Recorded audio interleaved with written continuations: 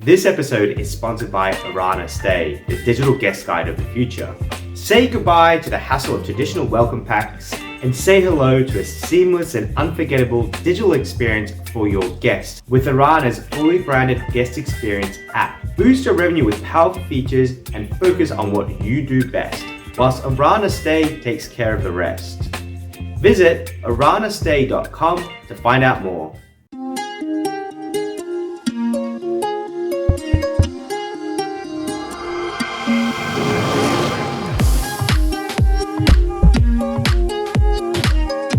Hello and welcome back to another episode of the Accommodation Show. We're at part 3 of the Instagram series, teaching you all about how to use Instagram most effectively in your accommodation business. This episode is all about being practical, what you need to do, how to do it, and what tools you can use to improve your Instagram profile. As always, if you're enjoying the content, if you could like it, and if you could subscribe below, that would make the world of difference to us.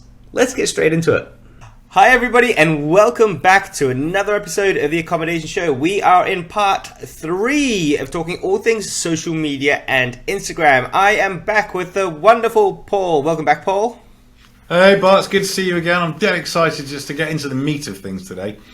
Yeah, and we generally are excited to catch up. We were messaging each other last night, which was your morning, my evening. I was like, I can't wait for tomorrow to actually start talking about these things because we're learning so much and there's so much value that we're getting from it in terms of how to use Instagram specifically for our accommodation and how to get the most out of it. We've gone through why of Instagram. We've gone through how to get lookers and turn them into bookers. And today we're going to get a bit more practical. The hows. How do you post? What should you post? And I think for a lot of people it gets quite overwhelming because you have so many different options of how to use the platform. And then how do we create the content and how do we put it all together? And those are things that we're going to be addressing today. Have I got that right, Paul? Absolutely. Let's get stuck in. Yeah, beautiful. All right, so let's start off. Let's start off with some of the basics and the fundamentals of getting ourselves going. When we talk about setting up our account and getting that particular part going, what do we need to think about and what do we need to do?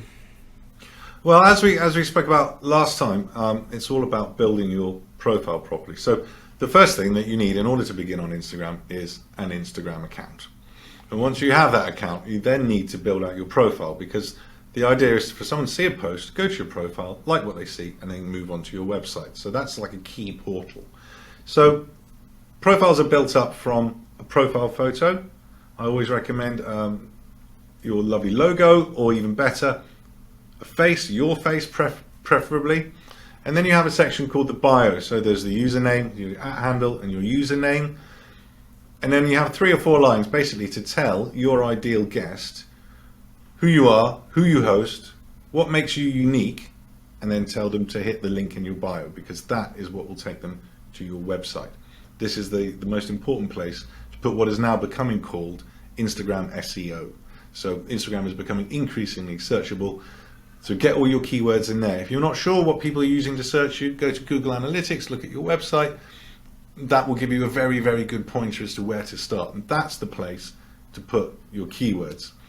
Then after that, be thinking very carefully about your address and your location. If you're in a central location and you have lots of properties, for example, then you need to make a decision as to whether those are grouped or not grouped. But I would always recommend HQ if you only have the one property.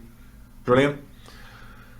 Then you have your business details. So there is on a mobile device, if you get it right, there's a contact us button. It'll take viewers straight through to your email address, your website, through the link in bio, your phone number, that type of thing. There is something that I've very, very recently started to see crop up in European and UK accounts, and I understand that they are popping up around the world, and that is lead forms.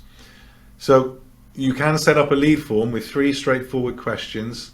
Your next potential guest will go, yes, I'm looking to book, give you some details, you get a notification, they get a notification, and you can quickly just click contact them back, email them, phone them, whatever that happens to be.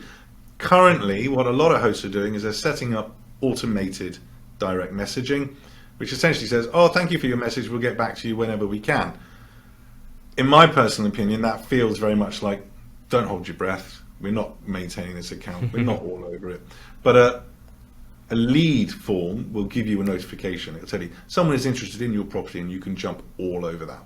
Okay, I'm going to come back to the lead forms in just a second because I have a couple of questions about that account setup, which I think people need to have a think about or review. So one of the things that strikes me is the title or the URL that you get. What do we need to think about when we're choosing that URL or the tag, so to speak, and how does that part work for those that don't understand it? So the URL for your Instagram profile will be https://instagram.com/your @handle. So my guest house is @Sandfield Guesthouse. As I'm talking to you now, Bart, I would be speaking as @the social media hotelier. So that's your @handle, that's your tag that uniquely identifies your account. And so when considering this, it's important to, the best you can, is to put the name of your business, essentially. If you put Silly Dogs Dancing, they're not going to come and find you if you're in a hotel. And this will translate into your profile's URL. What you might find is that someone else has already beaten you to the particular series of characters that you want, and it can be a very long length of them. I recommend certainly trying to keep them quite short and punchy, so you can say, oh, it's @Sandfield Guesthouse. To be honest with you, @the social media hotelier is a bit of a mouthful, but it's too late now. Tough. Because what you then have beneath it, and an error in my opinion that I see hosts often make, is that their username is exactly the same as their @handle. But the username is the place where you can put keywords. So instead of saying @lovely beach chalets, you would say vacation rentals for families or something along those lines, and that would target it in. When it comes to your @handle, then I would say be concise, be very specific, and if you can, use your business name. Yeah, and one bit that I would like to add to that is people are using that @tag to tag you as a business. So you need to be mindful of your competitors, or if there's anyone out there using a very similar tag, because what will happen is when they start punching it in, so they'll take a photo of your accommodation or of their experience or whatever they've done with you, then they'll try to tag you and they'll put Sandfield Guesthouse, but then if you're not the first one to come up, or if it's not super clear to them that you're the Sandfield Guesthouse that they were looking for, what will happen is they will potentially tag one of your competitors and not you. So you want to make sure that as part of this setting up your profile, you want to do a little bit of research and just check that if someone is putting your name in, what is actually going to come up? And if it's not coming up clearly and concisely, then you need to review that particular part. How would you do that check? Well, if you're looking on your own profile, it might be more problematic, but take your friend's phone and then log into a different account and then do that process of tagging and then just see what actually comes up. And I have experienced this problem over and over and over again, where it's very, very difficult to tag the business that you're actually looking for. Excellent point, well made. Yeah, brilliant, absolutely right. What I would certainly recommend is that when you set up an Instagram account, then the first thing to do is to set up a personal account. That allows you to play. You can set up multiple accounts with the same login details.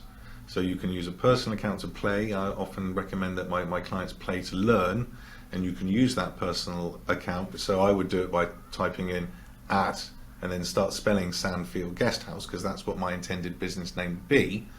And if I get @Sandfield_Guesthouse, if it pops up, because it works a little bit like predictive text, then I would need to reconsider exactly how I go about doing it. I might want to put the underscore at the front, for example.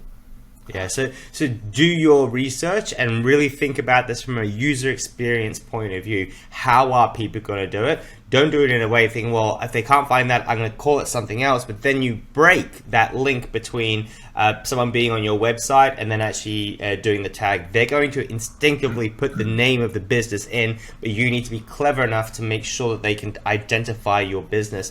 One other important consideration is if you are already utilizing social media platforms, Twitter, Facebook, then having consistency between them is very, very important. It would be all well and good, and I do struggle with Twitter. I have @Sandfield Guesthouse for Facebook.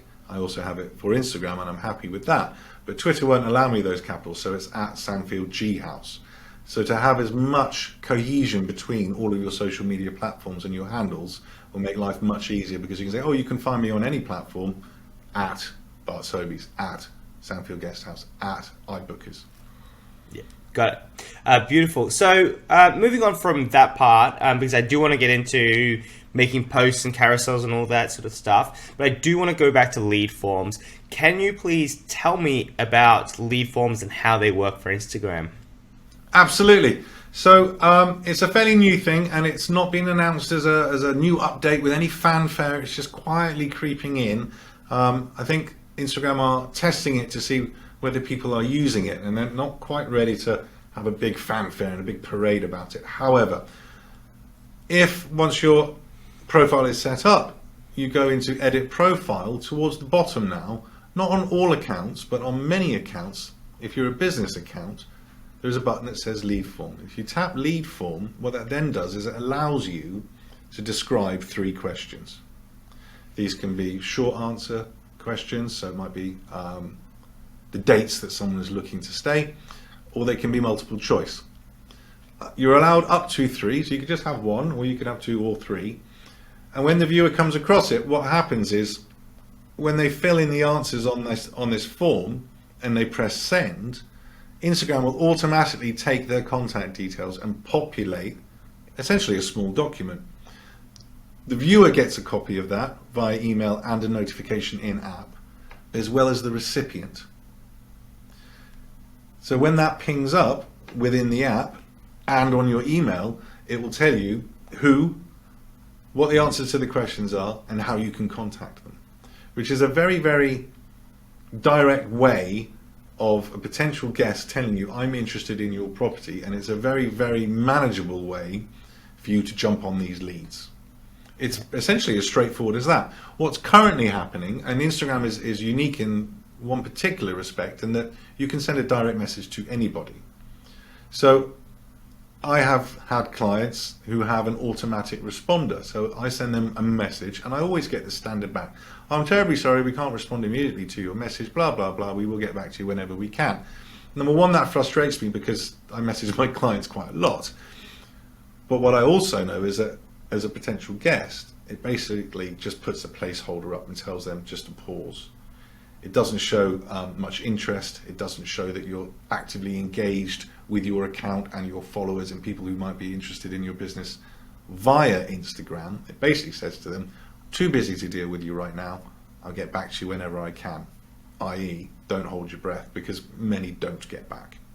Yeah, go back to them. Well, yeah, that's right. And even in my business, I find that a real struggle. We've got people that actually manage all our socials and that respond to clients, but then because there's just so many channels and so many disparate ways of people communicating inbound, sometimes it can be overwhelming to make sure that we do respond. So that's a little bit about process and automation, that we can kind of set rules up around that. But I think that frustrating your users is a definite no-no. It's something that you need to address. So it's better to not engage with them at all rather than frustrate them, because then you'll lose them kind of almost permanently, or at least provide the right kind of context and information. Rather than saying, hey, what would you like? You'd say, hey, we don't check this all the time. We'll get back to you within 24 hours. If you need to reach out to us, here's a phone number, or here's another way if it's more direct, email or whatever it might be. Now, the lead forms is fascinating, and I think that that's something that I definitely haven't played around with yet, and I think that it'll add a lot of value for people. Remember when you do those lead forms, try not to be too literal on the questions, and also try to give a bit of value to people. So if you do fill this out, I will give you X, Y, and Z, be it a discount, be it letting you know what's happening in the local area, a bit of a lead magnet, some sort of a reason for people to fill out that form. And if you don't have enough a description box in the top as to what the form actually is for, you can use the questions to give them answers. So you can say, would you like to give us our email address for a 10% discount? So that's actually as a question, and then you do the email address below that. What are your ideas? Or better yet, Instagram will automatically populate that for you. So it's a little bit like a throwback back in the day when I used to get inquiries by email because I wasn't using a PMS. When I used to get faxes and I used to get phone calls, if someone sent me a fax way back when, I'd be all over it. Right, phone them. When do you want to book? Da da da da da. Now, with PMSs and these types of things, it's very difficult to convince your next potential guest to make the effort to make an inquiry. Gotcha. Whereas the lead form is they tap a button and they say, and it says, oh, is it a general inquiry or do you have dates in mind? Oh, I have dates in mind. Okay. The next question is, what are your dates and how many people? Excellent. Any other business? No. And it pings off. And it's a little like when I used to get emails saying, oh, have you got a room on such and such a date? It's a very, very direct way where you start immediately with information and you can pursue it directly. Yeah. I think it's genius. I can't wait for it to take off. Yeah, absolutely. Great. Okay, so we've kind of talked about the profile, the setup, the different bits that we need to think about and get going. Now, we've talked about the fact that we want a profile to be engaging. So we've done all of our posts, our bio, and things like that. And now we've got all the stuff which sits on the bottom, and there's all these different elements. And if we wanted to go back to start and go, all right, what are the parts that I need to review, and what do I need to make look good? What are the first parts that people are going to see on my Instagram profile, and how would I go about tidying them up, and what do I need to think about? Okay, so when someone arrives on an Instagram profile, depending upon their age, they'll give you anywhere between 3 and 8 seconds. That's how long you've got to make a first impression. So people will often obsess about the perfect post, and they'll spend ages getting the image right, doing some graphics, getting the caption perfect, that type of thing. What a lot of people don't necessarily take into account is that once that post has been created and is published, and it might be 10, 12 posts down the list of that grid of posts, it's very, very, very rare for someone to go back and reread what you did. And so whilst crafting content, it's important to remember that once it's had its lifetime, and for a regular static image post, you've maybe got 36 hours tops, it then creates a first impression. And so if you already have an account and you're looking to dial it up, I always teach, go back to your ideal guest and your avatar and make sure you've absolutely nailed them, because it's an organic thing and your ideal guest changes over time. Then go to your profile picture, your Instagram highlights, the bio, all the things we spoke about at the beginning, and make sure that number one, the branding is aligned in terms of colors, fonts, language, messaging, but also that your bio speaks directly to that one individual. So that when they see a post that speaks to them, it resonates with them and they go to your profile, that will equally do the same thing. Because then when they click through to your website and you've got a theme of all that branding, all that messaging, all that styling, all the language, whether you curse, whether you don't curse, whether you're carefree or whether you're quite formal, all of that stuff will streamline and smooth that journey from a post and through. So when it comes to looking at the portal, ensuring that that is cohesive between the content that you're publishing and your website is absolutely key. And I revisit mine about every 3 months or so. I recommend that all my clients do. And half the time, the little tweaks here and there. It's very rare for dramatic changes, but given that our businesses change over time, our ideal guests change over time, then revisiting that and making those necessary tweaks is a very, very good idea. And is a very good way of measuring how effective your bio, your portal, your profile is. If in a given month or 90 days, if you measure how many people visited your profile, and Instagram will tell you this, and you divide the total number of people who followed you in that time period, so maybe 1,000 people visited your profile and 1 person followed you, that's a very good indicator that there's a disconnect between your content. So there's 1,000 people see a post and then they come to your profile and only 1 person is following you. Or your profile has a disconnect with your ideal guest because your content is really, really good. I teach that aiming for somewhere between 15-20% is very, very good conversion rate for people to arrive on your profile and then become followers. It doesn't tell you how many people are going to your website, but it's a very good indicator. If you see that number tailing off month on month over time, then either you need to adjust your content or you need to adjust your profile to make sure that those are cohesive. Yeah, got it. That makes complete sense. So, I love those stats and those numbers. I think that's a great metric for people to be able to measure their success. You could also potentially track the link in bio and see how many people are clicking on that link to see how effective it is. Use sources like Bitly, or there's other ways that you can Google track. Analytics will tell you where all your traffic's coming from. Exactly. Now, but I just want to go back to that question from before. before about the posts on my main profile. So someone visits it and they see all the posts, and then quite often there might be a scattering of different bits and pieces going on. Those posts, so that you create them by creating posts, but then how does that feed populate? What kind of style of post is it getting? Is it stories? Is it reels? Is it just posts that we post? What is it on that first profile that's going to pop up? So there are 4 different categories of content that can be presented to a viewer when they land on your profile. The first one, I'm going to kind of do it backwards. Most people leave these till the end, but they're very, very important. The first one are your Instagram highlights, and these are created from Instagram stories. I teach that highlights are the place to make decision-making information readily available to your next potential guest. So these are built from stories. When you're looking through a feed, you don't see people's stories. These live behind the circles at the top. But you can take a story and you can permanently have it in a highlight. Yeah. Classics would be FAQs. So I designed for Sandfield Guesthouse an FAQ slide for my stories. These are the questions that I answer. And then I had one for Wi-Fi, one for parking, one for check-in times. I loaded them up as stories, and then I archived them from stories. They sit there, and I drag them all in sequence into an Instagram highlight, lo and behold, called Frequently Asked Questions. The idea being that by the time someone hits that link that's just above it and goes to your website, they've had most of their questions answered already, and they're poised to hit the book now because they think it's all good. Got it. So that's category 1, that's stories. Categories 2 and 3 I would lump together, and these are image posts. So the classic is a standard image post, one picture with some text beneath it. You can create carousels which are up to 10 images, so people swipe across the images. It's like a slideshow really. And these will always sit in your grid feed in a square format. That's all the grid that follows your profile bio and so on and so forth. They all sit beneath that. I lump those together because those will always go onto your profile. So the 4th category are Instagram Reels. Now, when you publish an Instagram Reel, you can decide not to have it onto your feed. Personally, I don't know why people would do that, so I always toggle that on. Again, despite the fact that it's a tall vertical video, it will be the center square that is published on your grid. There are ways of tweaking that, but that's essentially what happens.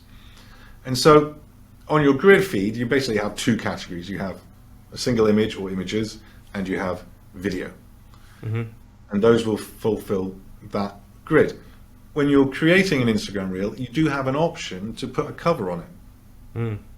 So you can pre-design those covers so that you know that they sit comfortably with the appearance and the aesthetic of all of your other posts. So for the social media hotelier, I alternate between blue on a yellow background and yellow on a blue background. And I just switch and swatch them out. For an accommodation business, I think it's more important that the covers of your videos and your reels sit comfortably alongside your posts themselves. So what I teach is that as you approach a season, spring, towards the end of winter, that's when you should be changing your colors to be perhaps more floral or more green or that type of thing. And as you approach autumn, so in the middle of summer, start going a little bit more amber and a little bit more brown. But it's important that everything goes in that direction and you lean into things. If you're not going to go to that level, then having consistency, brand colors, perhaps if you are superimposing your logo onto an image, always having it in the same part of the image so everything looks in concert.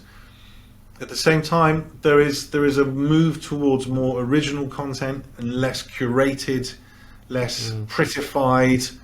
And so I think if you just have that general idea in your mind and you think, hang on a minute, everything I'm doing now is autumnal and this is a bright green and pink image, perhaps I could do something a little bit better to make it feel a little bit more cohesive with everything else. Yeah, I love it. So much good value in there for everybody. And I think that, I mean, almost if we took all of that and just started off from there and said, hey, this is what you need to know, this is how you construct your feed, it's incredibly important. And I don't want to spend today going through all of the details of constructing that feed because it's so in depth, but I want to give people the basics to think about so they can go back and have a look and go, all right, I need to sort this out and I need to create some stories, and then I need to create my highlights. Let's talk about highlights for a second, and then we're going to go into tools that we can use to create some of this content. And I think you raised some really good points about, creating an FAQ for your accommodation. To me, it really strikes me that there's so much opportunity, things to do in the local area, specials you shouldn't miss out on, and they go and click in there and they start engaging with your content. What it's like to stay with us. What are some of the best sort of highlights which you would recommend for accommodation owners that really would engage their audience? I think it's important to consider very deeply what your next potential guest, what your ideal guest needs to know to push them over the line, to nudge them off the fence and make them actually go through to your website and click book now. And as a result, there tend to be quite classic groups of pillars and topics that will sit very nicely within a highlight. So FAQs is an obvious one. Answer the questions that you get all the time. Doesn't have to be to the nth degree, just 6 or 8 is probably about enough. But you can directly do that very, very quickly. The next one would be reviews. It's a very, very good place to showcase what other people think about your establishment. Not, look at me, I'm great, but other people are saying, look at him, he's great, you should go and stay with him. So you have a reviews one. The danger with a reviews highlight is that people will make a story from a review, they'll make a post and it will say, we're great. They'll turn it into a story and then they'll put it in the highlight and they'll forget about it. A year later, 2 years later, when someone taps that highlight, they're seeing a story that's a year or two old and it's no longer relevant. So it's very important that all of your content is up to date and relevant, particularly highlights, because if you're making it decision-making information and you're putting it at your next potential guest hand, it needs to be pertinent. So FAQs, reviews.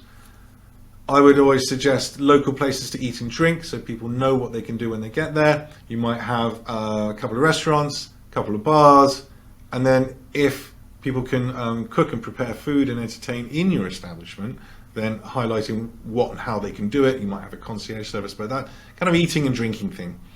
The other thing is, what can guests do when they're staying at your establishment? So you can break it into two, but I would tend to collect them into one. So it's local activities, indoors and outdoors. When it's sensible to split them into two, it tends to be when there's outdoor activities, I don't know, hiking, some park like SeaWorld or something, all that outdoor stuff. And when the indoor activities can also include a property that has massive TVs, a pool table, arcade games, a jacuzzi, that type of thing, then you can put those into one that's separate for things to do indoors. Like when it's raining, it doesn't really matter because you can do these things. And they can be hyper-local, they can be within your establishment itself. At which point, you kind of get to the end of what a guest is looking for. You've covered off what they can do from a destination point of view, how they can feed and nourish themselves, what other people think about you, and you've answered all their questions directly. There's not a lot more that you can give them without oversaturating them. It's important to remember that at least 80-85% of viewers will use a mobile device in order to browse and look at Instagram. And so once you get to the 5th highlight, you're asking people to scroll across, and people rarely ever do that. Yeah. And it's usually you've got the boring stuff at the end, so just don't bother with it. Just keep those 4 or 5. So to wrap up that highlight part, I think that something which is important, like you said, is to keep it concise.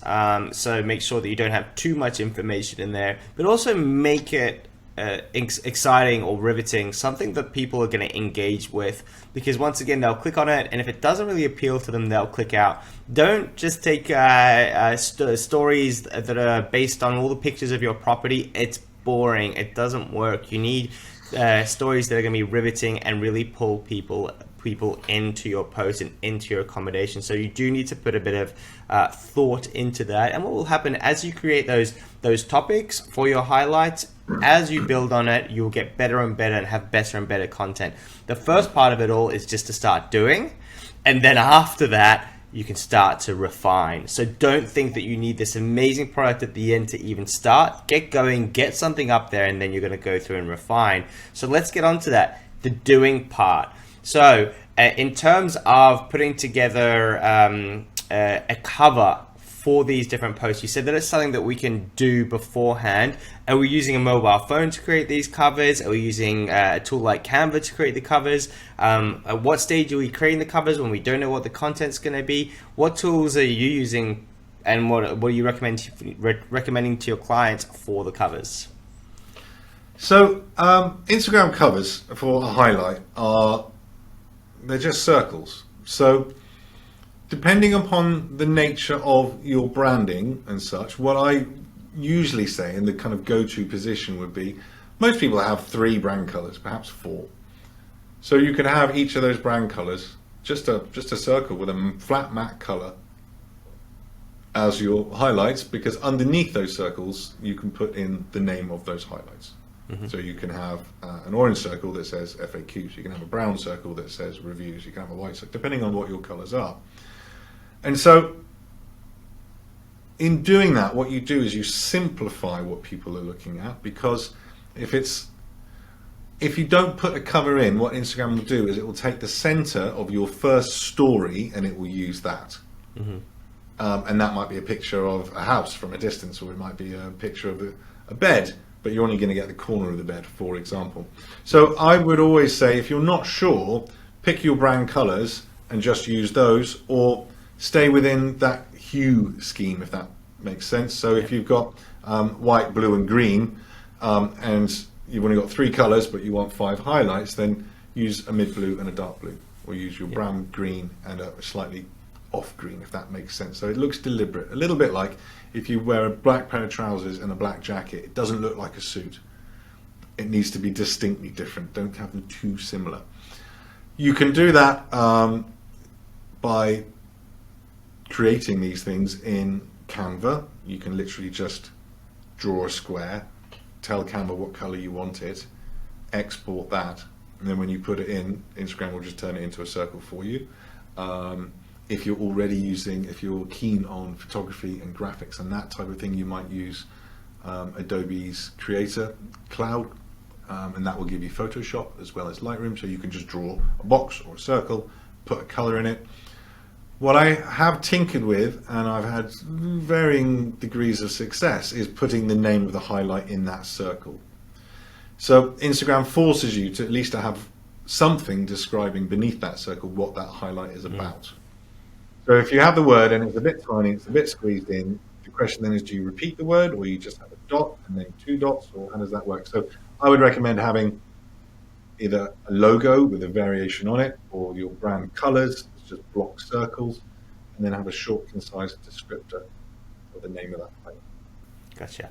Okay, so in terms of the covers or creating that, so we want to be thinking of for the posts, we want to have sort of standardized posts. For reels, do we need to put covers on them all the time, or sometimes, or none of the time?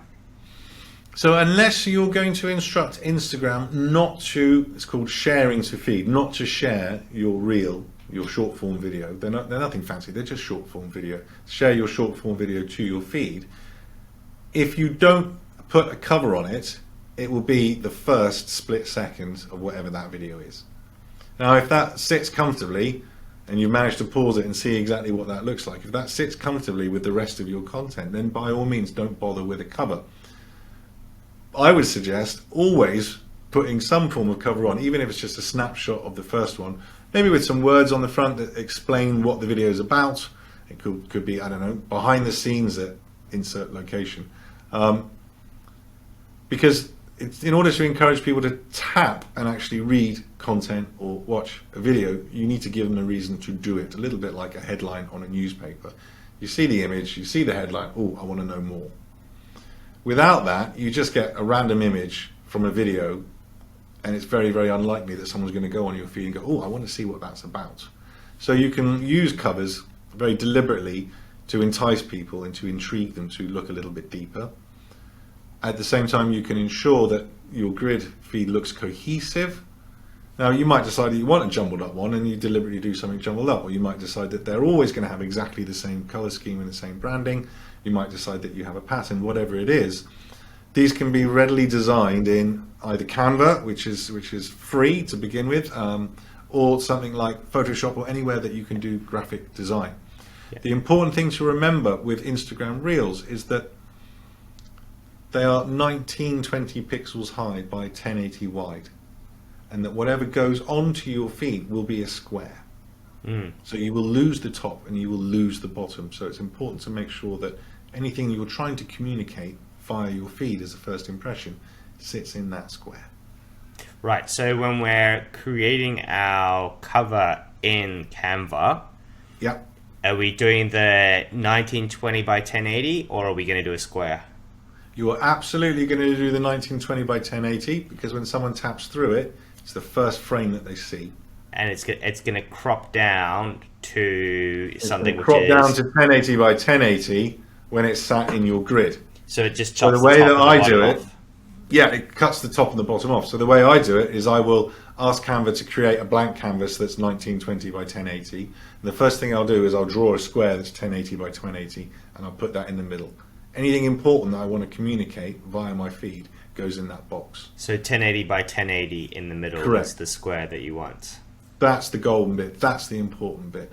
What I'll then do at the very end of my workflow is I'll delete that box.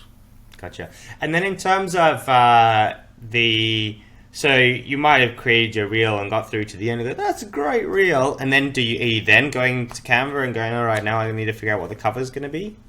I think it depends upon your workflow. I would always say that when it comes to creating a reel, it's very important to understand the value that you're trying to communicate beforehand. So I teach content creation as a newspaper editor, and I would say start with the article, start with the value that you're giving to your audience, and then find the graphic or the video that best communicates that value. So it could be that you write a piece about, I don't know, in my example, that I've been here since 1986 and I have unrivaled local knowledge. That's my starting point, and I'll write the caption about it. And then I'll think, right, what's the best way to graphically back that up? And it could be a video, and it could be a whole series of montages of me as a kid growing up in the building, and lo and behold, I'm running it. Or it could just be a static image. I did one a few weeks back of just my kid sister and I sat on a carpet in the room in Sandfield Guest House. And so I would always say that if you don't have a very good idea about the value proposition that you're making to your next potential guest, then it's very, very difficult to create meaningful content that will resonate people. So if you know the value that you're communicating, you've got a very good idea about what your headline, your hook would be, and then you do the graphic bit. And if that's a reel, it then becomes very easy to go, okay, I need 1920, I need a square here, and it says, I've lived here forever, aren't I amazing? Or whatever those words are. And you should already have a pretty good idea of it. In terms of the construction of a reel, adding a cover to it comes right at the very back end within the app. Okay. There is an option as well as adding a cover from your camera roll or your gallery, as Android users know it. You can pick a frame from your reel. So you might find that there's a frame that suits particularly well, and you just grab that one and it's done. Okay, look, that's incredible. The level of depth of the knowledge that we've actually shared and come up with in this episode, I think it's going to help people to get to where they need to be. And there's so many things to consider when they're constructing their profile, whether to do stories, reels, whether to do posts and covers and everything else. It can be quite overwhelming. But look, I think that hopefully people have got a better idea of structure and things that you need to think about. And all you need to do is put down a plan. So write it all down, write down what you want to do, and you'll start to get to where you need to go. Just to finish off on tools, so we've talked a little bit about the design, the covers and that sort of thing. So we've got Canva and Photoshop. We could go on to Freelancer. We could go on to Upwork. Those are platforms where people will do this stuff for you in terms of creating covers or creating videos or editing them for you. In terms of the video editing part, what are you using in your business?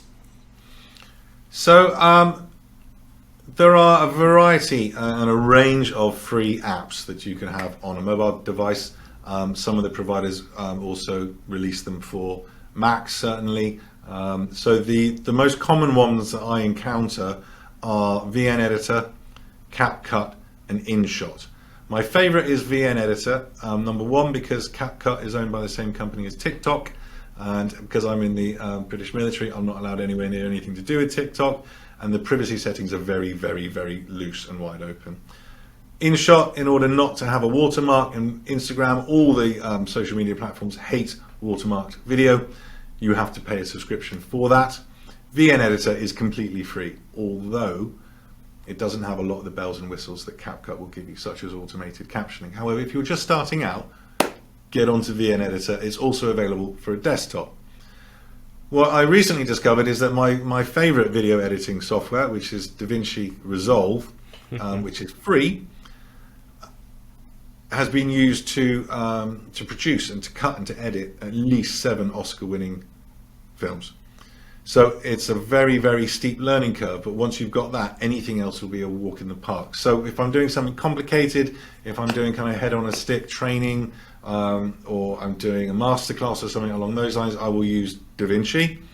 When I'm on the go and on the move and I just want to cut something quickly, I will use VN Editor. That is my go-to. I absolutely love it. It's just very intuitive. The user interface is straightforward. It comes back to that play to learn. Just get stuck in, and if you make a mistake, it doesn't matter. You can delete it. You don't have to publish it, but play to learn. And if you enjoy yourself, it will come through in your content. Yeah, I love it. And I love it so much because those are the two main apps that we use as well. So DaVinci Resolve is an incredibly powerful platform, and you can get so much done free of charge. So what they've done is they've kind of turned the whole industry on its head in terms of providing software, where there's other providers that make you pay up front. These guys say, you know what? Get all of this stuff. The basics will get you everything that you need to edit up videos. But if you want to go professional, then that's where the barrier is put for price. Like if you want to do some more sophisticated things with the software, but you can do coloring, you can do editing, you can do all sorts of wonderful things with the free version of DaVinci Resolve. It's worthwhile learning. The VN editor as well. There is a learning curve, and I think for me, I think it is for a lot of people, it will be quite steep. My best advice to you, if you want to figure out how to use this stuff, jump onto YouTube, say VN Editor for beginners, DaVinci Resolve for beginners. Within 5 to 10 minutes, you're going to get the fundamentals that you need to get your first reels out. And don't try to learn it all. Just get some reels out, get some stuff done. Download it, get it onto your feed, and then afterwards you can refine and edit it and get better and better at this sort of stuff. The advantage of knowing how this software works is that when you're creating your content, you will know what your limitations are and how to take the shots and what to actually think about. So you might think, you know what, I don't want to get involved in video editing. I don't think that's a wise move. I would recommend getting to know the software at least at a basic level, so that if you were to give it to an editor, you would know what they're dealing with and what their struggles will be. And there are two important things to say. Certainly with DaVinci Resolve, the free version was used to cut, and I've got a list here: Mad Max, Parasite, Hacksaw Ridge, The Hateful Eight, Tarantino film, Whiplash, and even The Social Network. Was all done on the free version of. What we need to be careful of, Bart, is not to ignore Instagram's in-app video editing tools and their functions. And I am going to be I am going to be shameless here as a quick plug. It's within the Instagram app. When people publish content, for example, there is a series of images that are timed to a particular music. When those are published, it creates a template. So every Friday, I publish a template where literally hosts just tap the template, put their own pictures in, and it times it to perfection. It just sits, because I've spent the time in DaVinci Resolve doing that. So do playing within the app itself, because you can upload multiple images. The whole system of trimming sequences, adding text and these types of things, Instagram is getting better and better and better at doing that. The benefit of doing that is Instagram will always favor and give more reach to anything that's created within the app than something that's created outside the app and is then subsequently uploaded.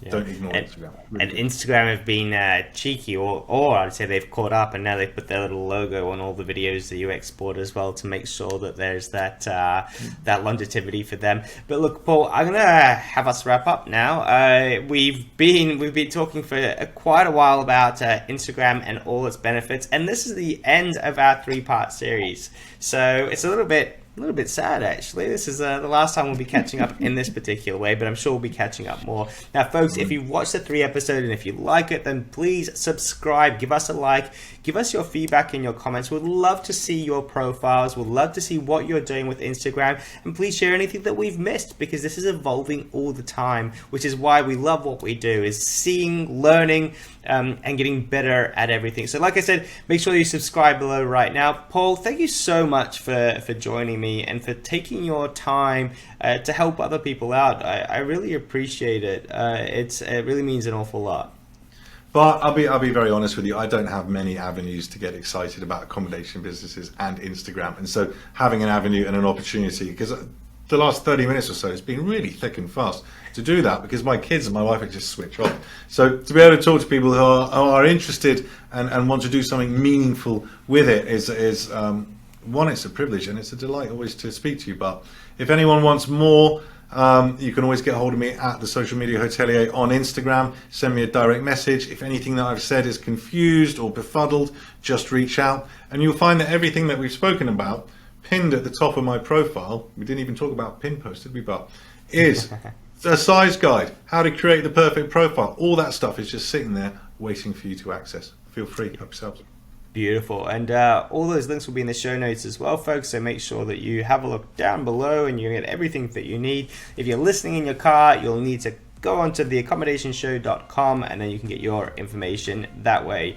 Paul, thank you so much. I appreciate you so much, and I'm looking forward to doing more work with you in the future, and we'll see you around very soon. I can't wait, Bart. Thanks ever so much indeed. Appreciate it. Take care. Thank you so much for listening to the show. You can find us at theaccommodationshow.com, where you can find all the show notes, links to resources we have talked about, and transcripts from the show. I really do appreciate you listening, and if you'd like to support the show, then please subscribe, leave a comment, and share it with others.